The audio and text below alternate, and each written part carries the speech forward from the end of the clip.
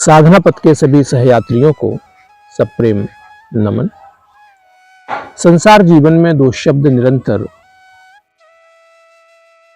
हम प्रतिध्वनित होते हुए देखते रहते हैं। एक होता है आस्तिक, दूसरा होता है नास्तिक। आस्तिक लोग अपने आप को श्रेष्ठ बताते हैं, ईश्वर विश्वासी बताते हैं, और नास्तिक लोग आस्तिक लोगों के प्रति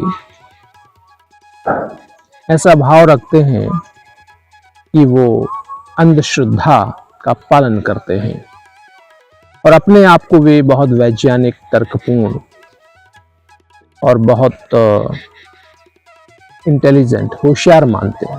और आस्तिकों के प्रति उनका भाव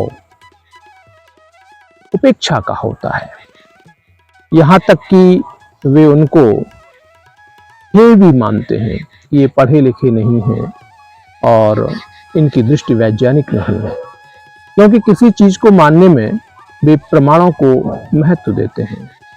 जैसे उनको कोई यदि प्रमाण मिल जाए तो उसको मानेंगे, और ऐसा वे मानते हैं कि ईश्वर का उनको कोई प्रमाण नहीं है।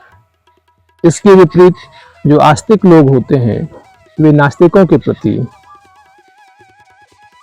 ऐसा ही भाव रखते हैं कि ये परमात्मा के प्रति, ईश्वर के प्रति कोई आदर नहीं करता है और ये तो नास्तिक है, उनको हे दृष्टि से देखते हैं। तो सबसे पहले हमें यह समझना होगा कि आस्तिक और नास्तिक क्या होता है। संसार में अलग अलग तरीके से परिभाषाएं हैं। सामान्य अर्थों में जो ईश्वर में आस्था रखते हैं वे आस्तिक होते हैं, और जो ईश्वर के अस्तित्व को नकारते हैं वे नास्तिक होते हैं। लेकिन साधक जीवन के प्रवाह में चलते हुए औरों का भी अनुभव ये होगा, मेरा भी अनुभव ये है कि आस्तिक व्यक्ति, मैं केवल उसको नहीं मानता हूं जो केवल ईश्वर की बातें करता है। आस्तिक व्यक्ति, मैं केवल उसको नहीं मानता हूं जो शास्त्रों के सत्यों को कोट करता है, शास्त्रों के सत्यों का वाचन करता है, प्रदर्शन करता है। बाहरी सतह पर वो धार्मिक प्रतीत हो सकता है, शास्त्रीय सिद्धांतों के प्रति, ऋषि सिद्धांतों के प्रति आस्थावान प्रतीत हो सकता है, या अपने आप को समाज के सामने ऐसे प्रस्तुत कर सकता है। लेकिन अगर उसका आचरण उन सिद्धांतों के विपरीत है, उस ईश्वर के नियम के विपरीत है, तो वो सच्चा आस्तिक नहीं है। नास्तिक मात्र वे नहीं होते हैं जो ईश्वर को नहीं मानते।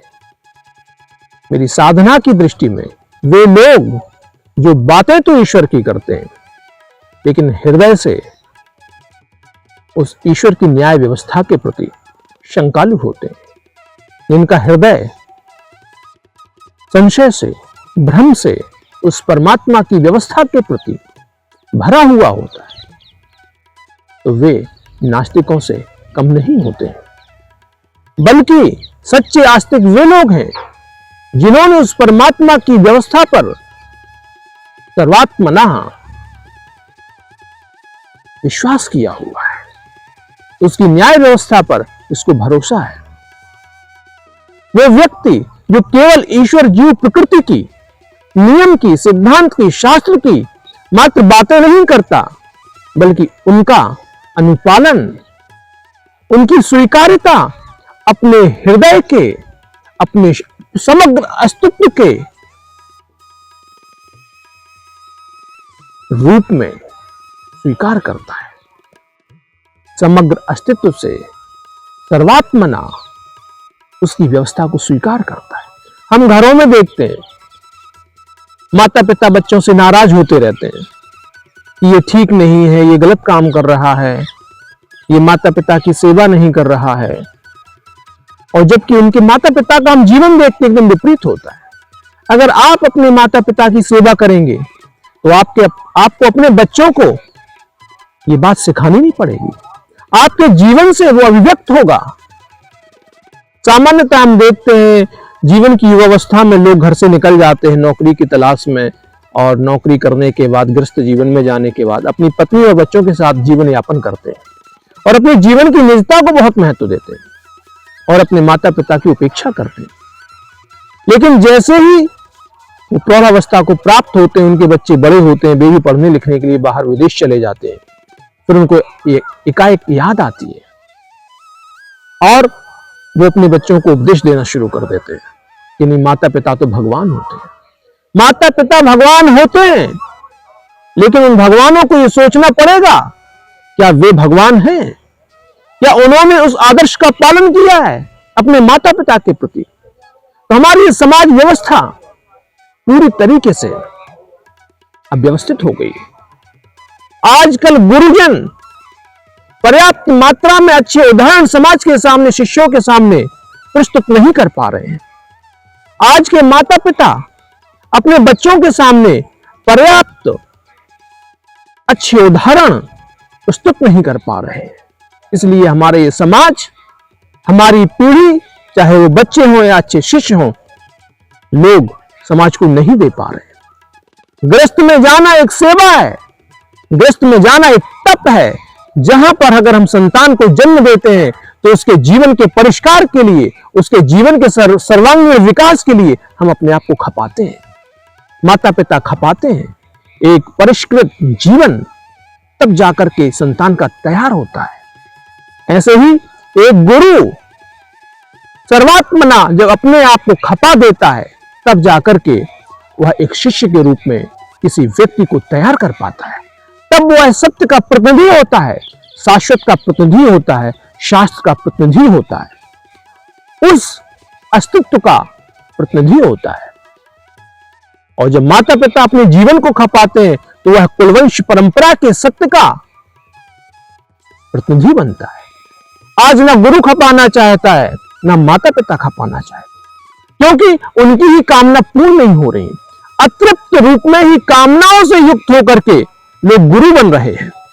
वो शिष्यों का भोग करना चाहते हैं, शोषण करना चाहते हैं, शिष्यों की संपत्ति को अपने अहंकार के लिए, अहंकार वासनाओं की पूर्ति के लिए, धीरे बढ़ाने के लिए उपयोग करना चाहते। माता पिता अपने जीवन की समझ विकसित न होने के कारण कभी वानप्रस्थ में नहीं जाना चाहते, न ही संन्यास को पालन करना चाहते। हमारे ऋषियों ने जो परंपराएं दी थी उनको पूरा ध्वस्त कर दिया है। साधकों को यह चाहिए कि पर्याप्त रूप से इस समाज का अध्ययन करें और जो पारिवारिक इकाई थी, जो ताना वाना ध्वस्त किया है लोगों ने, उसको पुनः प्रतिष्ठित करें। इसके लिए कुछ साधकों को, चाहे विरक्त हो या ग्रस्त हो, अपने जीवन को खपाना पड़ेगा। जब हम अपने समाज को नेतृत्व दे पाएंगे। केवल कथाओं से, कहानियों से, बातों से काम नहीं चलने वाला है। अगर कथाओं, कहानियों, बातों से काम चल जाता तो बहुत आसान होता। जीवन में महापुरुषों के निर्माण के लिए, जीवन में तेजस्वी संतानों के और तेजस्वी शिष्यों के निर्माण के लिए माता पिता को और गुरुओं को अपने जीवन को खपाना पड़ेगा। मैं साधकों से कहूंगा, निवेदन करूंगा कि हमारे ऋषियों की परंपरा का अध्ययन करें और उसको पुनर्स्थापित करने के लिए अपने जीवन का दान दें, आहुति दें। ओम।